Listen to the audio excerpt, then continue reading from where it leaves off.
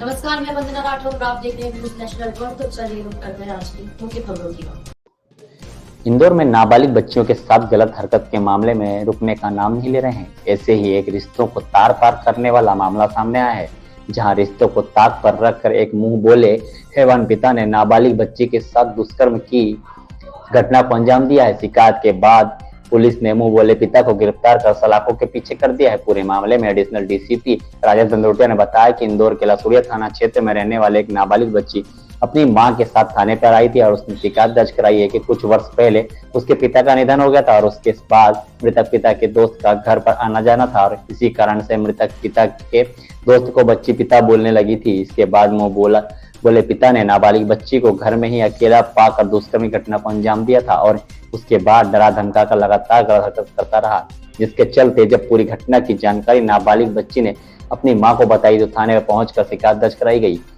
Police ने मुंह बोले पिता को गिरफ्तार कर लिया है और पूरे मामले में जांच पड़ताल शुरू कर दी है। थाना क्षेत्र में दुष्कर्म का मामला सामने आया है, जिसमें फरियादिया के द्वारा ये बताया गया कि जो पीड़िता है, पीड़िता के द्वारा रिपोर्ट लिखाई गई। उसके द्वारा ये बताया गया कि उसके पिता 7 वर्ष पूर्व एक्सपायर हो गए थे। दूर के परिचित जो थे उनका घर आना जाना था, उनकी मम्मी से दोस्ती हो गई थी। हम लोग भी उसको मैं और मेरा छोटा भाई उसको पापा बोलते थे और तभी अकेला पाकर मुझे एक दिन जो मुँह बोले पापा हैं उनके द्वारा मेरे साथ गलत काम किया। फिर बार बार वो करने लगे और जब एक दिन पहले जब मेरे साथ गलत काम कर रहे थे तो मेरी माँ आ गई थी। इस पर से थाना लसूड़िया में दुष्कर्म की विभिन्न धाराओं के तहत और पास्को एक्ट के तहत केस रजिस्टर किया कर इन्वेस्टिगेशन में लिया गया है। आरोपी को गिरफ्तार कर लिया गया है।